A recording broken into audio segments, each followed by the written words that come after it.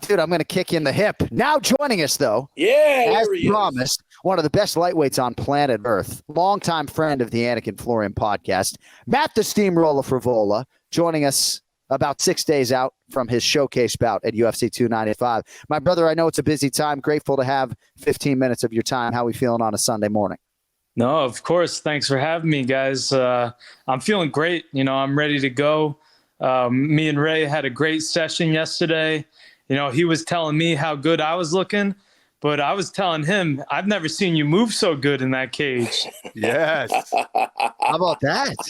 He's always a positive guy. That's what you got to love about him. I never heard him say a bad word about anybody, but I do appreciate it. I feel good. I still need a couple of months, and I'll be definitely 100% booking better than ever. But thank you very much for that. But, yeah, it feels good to move again. It really does, to get in there. And, I'm still a little cautious when I'm doing things, but I don't think it shows, but in my mind I am. So thank you for that. But great day for you, and we're going to have another great day today, so I'm excited. Matt, if you get a pair of sneakers for Mr. Longo, just make sure they're not like size 17, so you get the clown sneakers that he had last time. Right. Or if you do, get the ones with the wheelies where he could just kind of wheel back to the back room, go to the next fighter, and just kind of it'd be much easier for him to go back and forth to the octagon that way. Listen, I'm excited. We're all peaking. I'm peaking. Nas is peaking. Buzukja's peaking. And Ray's peaking. Yeah, I'm excited. I'm excited. And let me tell you something. When we're all peaking, that's when the magic happens, buddy. That's it. That's right.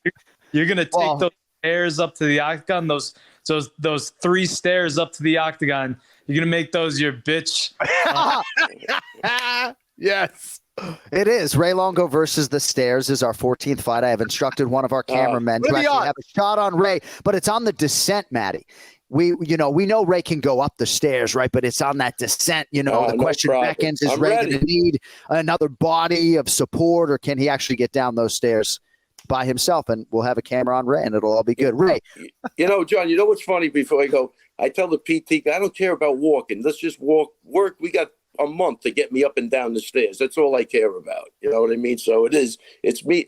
The last fight, John, the athletic, I don't even know these people. The look on their faces when I'm coming down, they're all reaching their hand. Dude, I'm like, what the hell is going on? Do I look that? I think I'm looking, I know my hip hurts, but I don't think it's in my face. Like, it was crazy, but I'm very excited for this weekend for a variety of reasons. Yeah, we are as well. We're going to let you get on with your Sunday. I know the NFL starts in an hour. We won't keep you. But thank you for the time. And, again, I look forward to giving you a bear hug here in a few days, my brother. But we're going to talk to your guy right here for a few minutes. Awesome. And listen, Matty, I'll see you later at 6. Rest up. We got a good one tonight.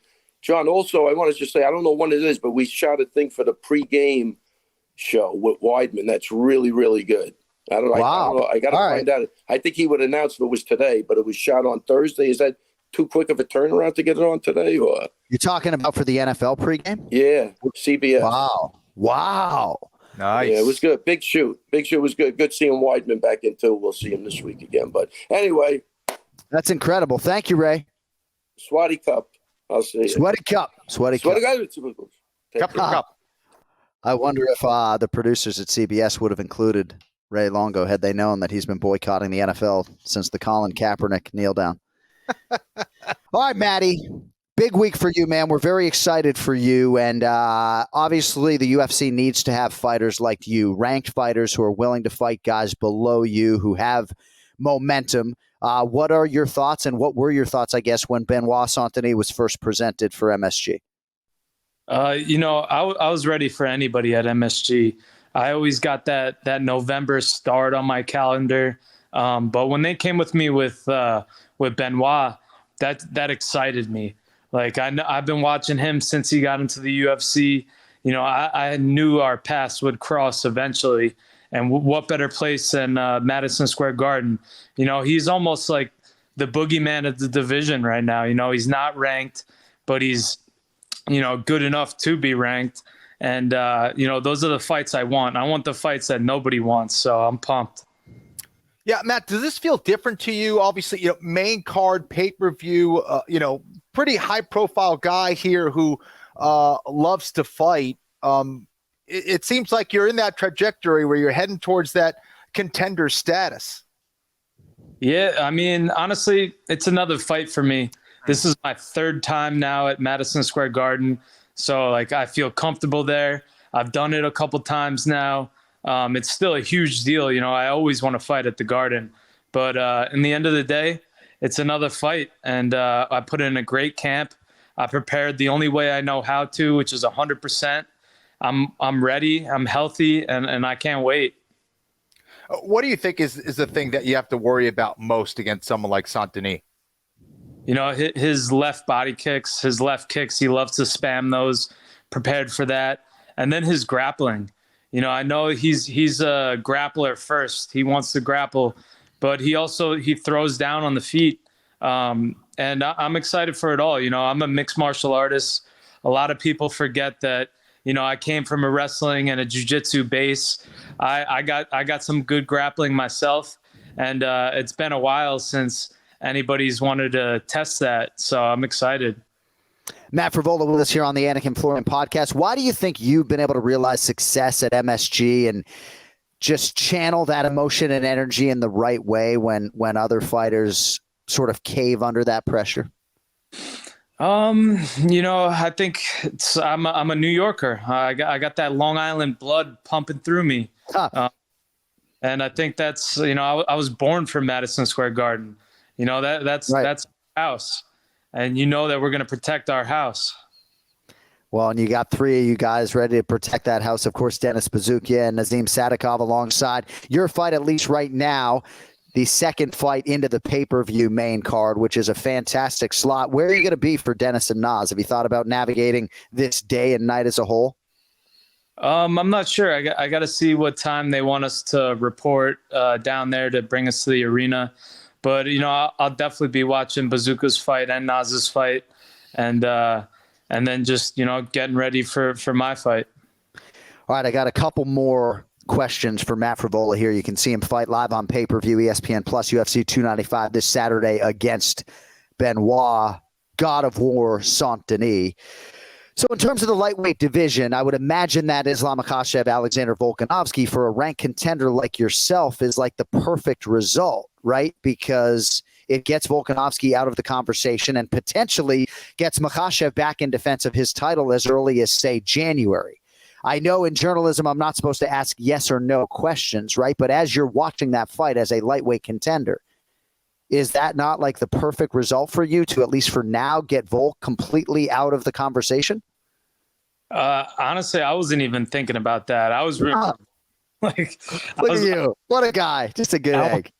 I wanted Volk to upset Islam and, like, you know, for the underdog, the short notice. I think he's a dog just stepping up. And I mean, I was hoping that he would be able to get it done, but I knew he had a tough task, you know, taking it on short notice. I would have liked to see that fight with that rematch with a full camp and Volk, and I think it would have gone a lot different.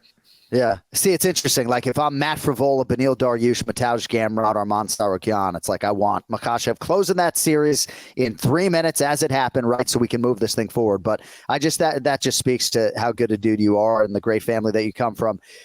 Couple questions about your teammates on the way out. And by the way, the Longo Mafia t-shirt that you made famous wearing for a media scrum is going through a redesign just to tighten it up a little bit. So rest assured, we have a package coming your way. But that Longo Mafia t-shirt within a week or so will be available at jonanik.com. All right. So your teammates, right? And I know sort of you have touched a lot of different teams, not just in New York and Tampa as well and other places. But who is your teammate that is most likely to always be on time?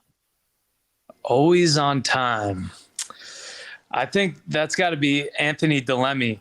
Anthony Delemy is a CFFC fighter. He's coming up. He's amazing fighter, and he's always there an hour early, warming up, like ready to go. I would say he's definitely always on time. All right, who's most likely to be late?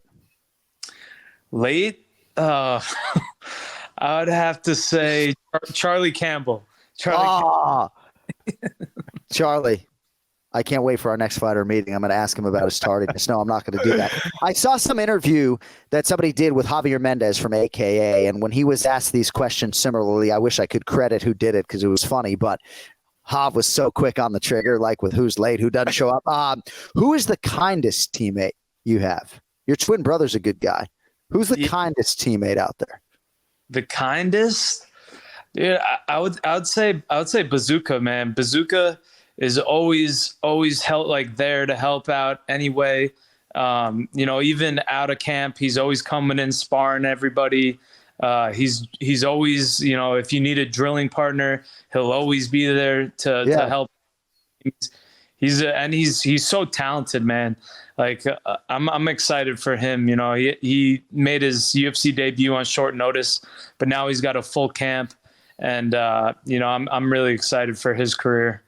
It's a great answer. He actually gives off a little bit of a Khabib vibe when you talk to him. He's just so chill, but so respectful and so kind. And it's really the perfect answer. Like Merab Dvalishvili's a super kind guy, but I think Dennis Buzukja, is a little bit kinder. All right, last question. If you had to have a teammate marry into your family and you had to see one of these guys at every holiday, who's the guy that you could put up with, that you would like to be blood and not just water, so to speak? That's got to be Raging Ally Quinta, having him around, having him at every party, every family gathering. We'd have a great time. Great answer. And then you got a realtor in the family as well. All right, Matt, the Steamroller Frevola, competing live on pay-per-view this Saturday night against Benoit Saint-Denis. We appreciate the time, brother. We'll let you get on to it, and I will see you in a few days in the Mecca, my friend. Yeah, let's go. We're taking over New York City again, Madison Square Garden. We're all going to be out there. Billy Q gets into town tomorrow. So the crew will be, and my dad will be there. He'll be running around the bulldozer, will be running around the Fighter Hotel, taking pictures with everyone. So it'll be a good time. I can't wait to give Sal a big hug. His son is Matt, and you can see him on pay-per-view this weekend. Matty, thank you for the time, buddy. We'll see you in a few days. Thank you, guys. Later. Have fun.